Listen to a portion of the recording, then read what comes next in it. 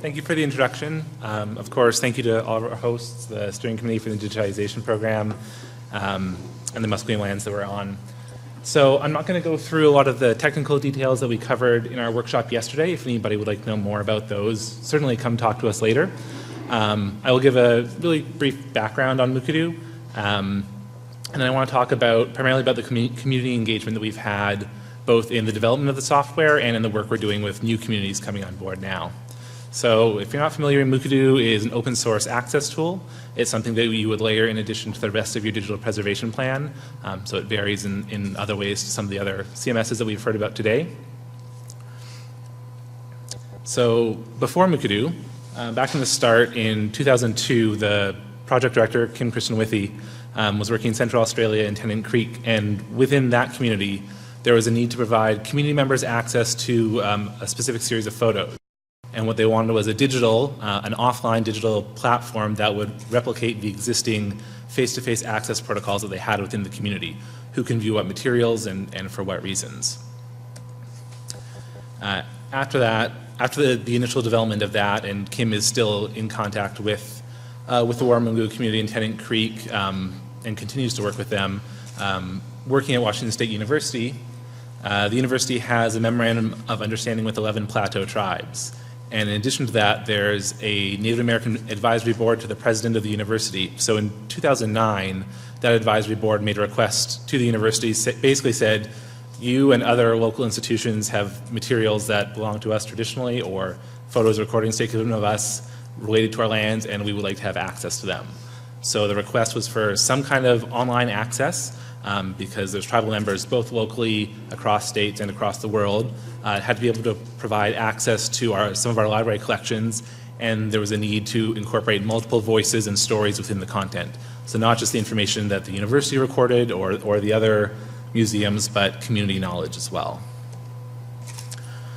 So as part of that development process, there were tribal representatives visited the university and our partner institutions. At the moment, there's WSU, the Northwest Museum of Arts and Culture in Spokane, the National Anthropological Archives, and the National Museum of the American Indian.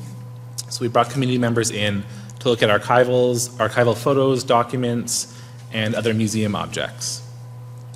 And even though it's a digital platform, really the most important steps are about community activity and discussion. It's a technology, it's a tool, it's by no means a replacement for that face-to-face or that interaction between individuals. So it always starts with community, with their materials, and grows from there. A few weeks ago, we launched the latest version of this tool. It's called the Plateau Peoples Web Portal. It's built on Mukurtu CMS. It's a custom installation that we run at our university. It brings together materials of importance to 6 of the 11 plateau tribes. We're open to collaboration with the others, but at the moment 6 have come on board. And that would be the Yakima, Warm Springs, Umatilla, Colville, Spokane, and Coeur d'Alene. And one thing that I love about this is the background image is the Columbia River, and that was chosen by the tribal representatives because it unites all of the plateau tribes in the region. So that's the bond that brings them together and carries them forward as well. This just quickly shows some of the categories that were built into the portal. Originally, there were 9 categories for browsing. Now there are 12. It was a multi-year process to make that change, to add those additional categories. The community discussion, the community engagement with the tribal representatives and other members, it's a lot of work, but again, that's something that's been very, very valuable from the start. And this is just an aggregation of some of the features that Mukurtu now supports. So it supports a wide range of media formats: video, audio, images, documents, text, others. So we have a video of some Warm Springs community members, images of their item. It supports some basic mapping information. It's not a full GIS service like some other CMSs. Over on the bottom right, you can embed additional metadata, cultural narrative, traditional knowledge. Again, they can be in a range of different formats, and a few snaps up on the right of the traditional knowledge labels, which are fully supported within Mukurtu and actually fully customizable within each Mukurtu site. You can customize the text of the TK labels, which we've all talked about a little bit earlier. And really the need is to provide a place to build rich stories, rich narratives, and to include multiple layers of knowledge and multiple community voices. So looking a little bit about some current uses of Mookadoo. This was actually a planning site being worked on with Musqueam here. And it's a virtual exhibit of Musqueam public art found around the city of Vancouver.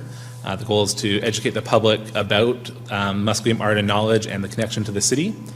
It was also built around highlighting artists, artist biographies, and building collections around their work. And one thing that really highlights the community engagement is initially there was no mapping feature. I mentioned that we have it now, and it came about directly because of this project. There was a need, they worked on the development for it, and we said, that seems like something that we've missed and would be of great use to other communities, and we rolled it into a later version of the software when we were able to develop it. So we're always looking for that community level grassroots engagement to help us develop new features and work with it going forward. This is a screenshot from the Mira Canning Stockroot project in Australia. It's a collection of over 40,000 items from Aboriginal artists all along the Canning Stockroot.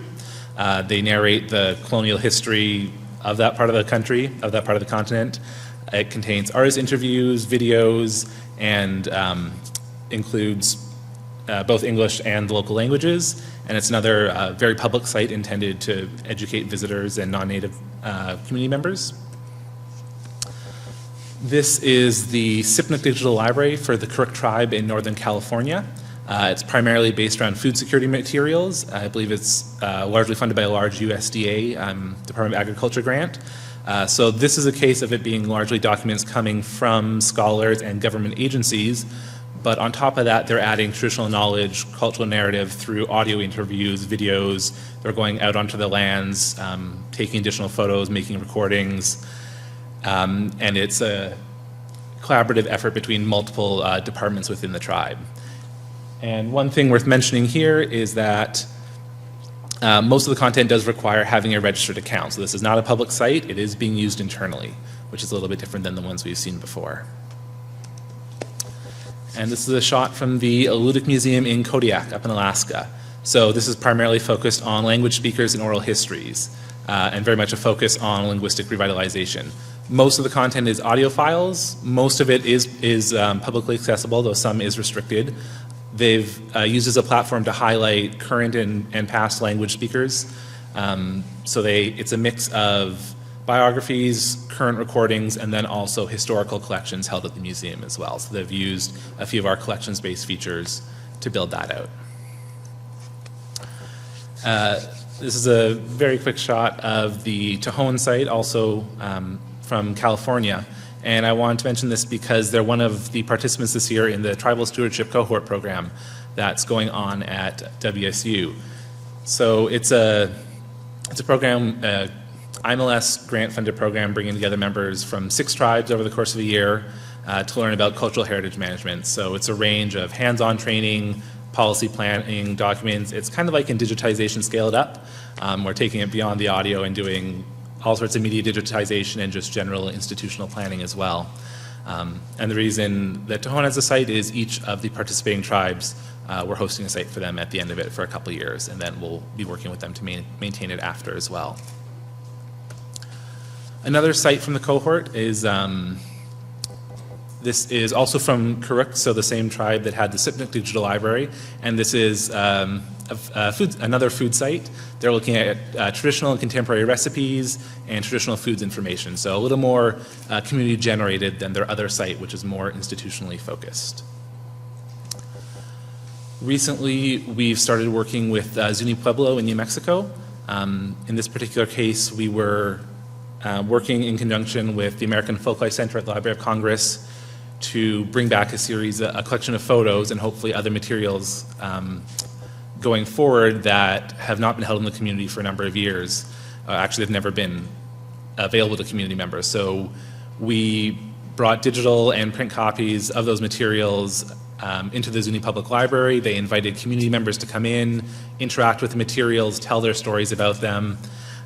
We did audio recordings, digital transcription, and we also did some work with their bilingual language education program to start recording entries for a dictionary, which is another feature that we have in beta testing, which will hopefully be available soon.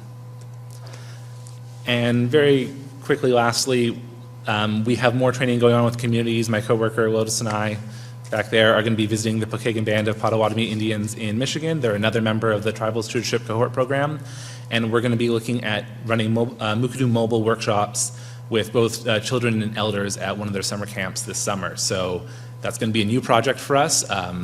Every time we work with a new community, a new tribe, a new nation, they teach us something new about the kinds of engagement we can have. Thank you.